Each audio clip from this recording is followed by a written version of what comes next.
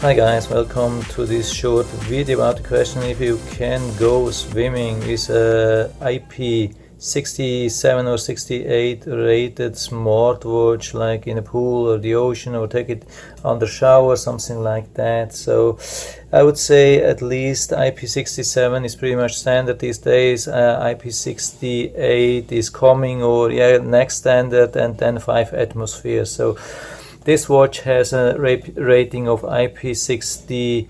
IP67 is about I think 1 meter up to 30 minutes, so I wouldn't use that, definitely.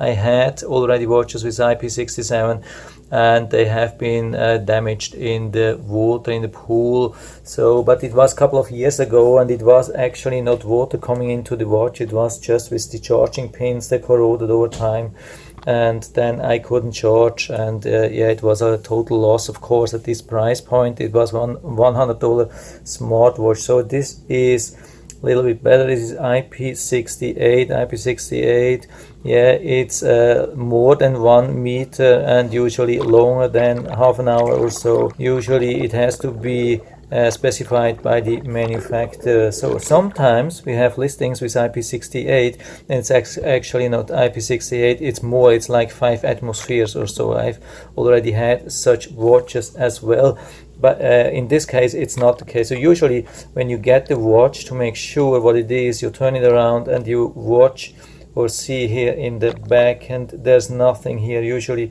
it would be here in the back. We just can see it's the S11, it's the SANAG fitness watch. So we have to go with the IP68, and what they say in the manual, and a lot of manufacturers say in the manual, what's a little bit problem, that's salt water, that's chlorine, that's soap water, and that's hot water. So if you want to take like a hot bath or hot shower, that's not so good.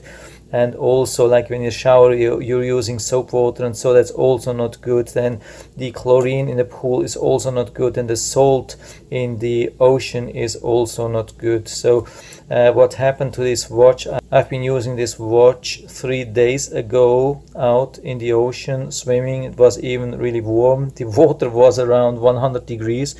It's as hot as it gets here in the summer. It's crazy.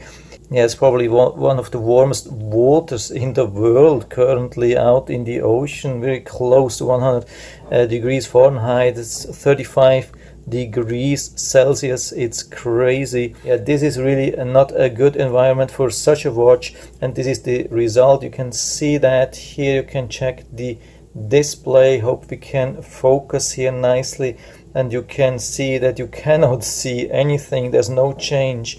There is no water inside.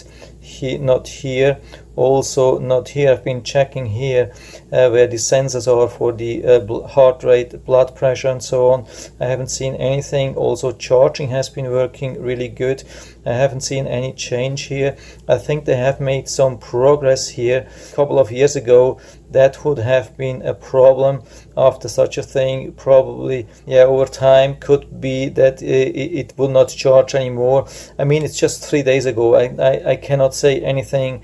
You can ask me in a couple of months or so if it's still keeping up, but there was really nothing visible, nothing to feel. I mean, I have even pushed the button here, and that's something which is definitely not advised to do when you go on the water and then push.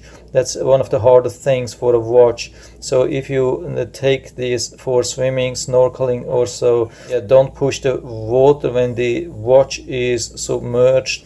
That's one of the tougher thing, and I've been doing that to check what this watch can endure, and it looks like everything is good. Also regarding the watch bands, of course, don't go into the sea or chlorine of a pool with like a nice leather band. This is plastic, cannot hurt anything. So, and when you come out, no matter if it's like chlorine or soap water from the shower or salt water from the ocean, my advice, go and hold this thing under the tap water and rinse it thoroughly, so everything like salt and everything can go out and away from the seals. So this can really enhance the lifetime dramatically. And I mean, it's also recommended for action cameras like the GoPro, and so it's a similar thing. So yeah, I mean, I would say these days we can expect really good waterproofness. We are in 2020.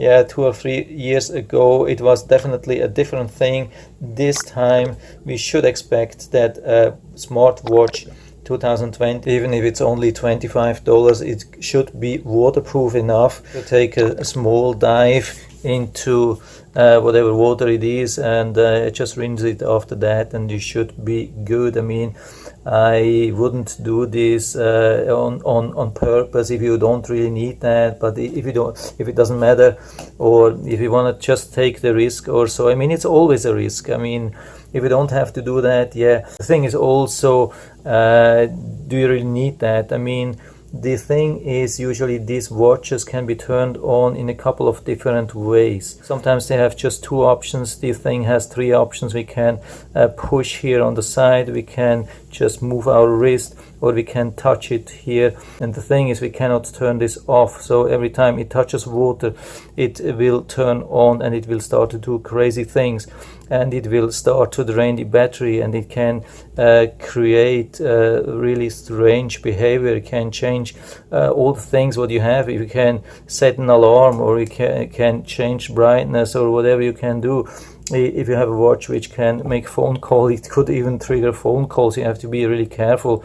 And usually with these watches, it's almost impossible to turn all the things off, like the touch screen and the wrist gesture, especially at the watch. Sometimes it's really difficult to do that, or impossible. Yeah, usually you would have to do that with the apps, and so you're probably not going to do that. And when you want to see something, or you want to do something like activate sports mode or so to track your swimming, then when there's water on it, it's impossible to use the touchscreen. It's absolutely impossible usually. So the only thing which really works is usually the sports mode. I mean, the swim mode, which they sometimes have. A lot of these smartwatches these days, they have like a swim mode. I mean, they have like a sports here, and when we go down here, we see it's a little bit difficult behind the camera, but usually this works really good. We have the swim mode, can click on that, and then it will deactivate the touch screen, and it will always show the thing. And when you want to stop that, the only thing you can stop that is pushing here, sometimes short, sometimes long here.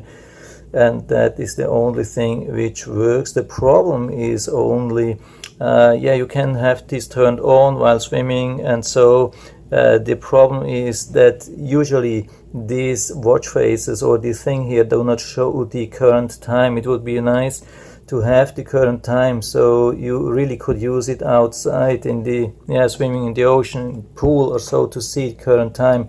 But usually that's not the case. So see, there are really a couple of watches where it probably would work. I haven't found a good one, but there are watches probably around which have the swim mode, and they have like IP68, and they have current time in the swim mode, and then it would work, and that would be a good thing. I haven't found it, but I mean, that's not a bad thing. So you won't go with this one. So it looks like definitely it's waterproof. It's a good thing. It's not bad. It's not cheap, but it's not a bad thing. So I'll put down the link to this watch into the description, so you can check it out, order it right from there if you like it. And I hope I've been able to help you a little bit with this video. If you have any questions or comments, just write to the comment section below, and I'm always happy to talk about these things. And if you liked the video, give me a thumbs up, subscribe my channel. Thanks for watching, and see you next time.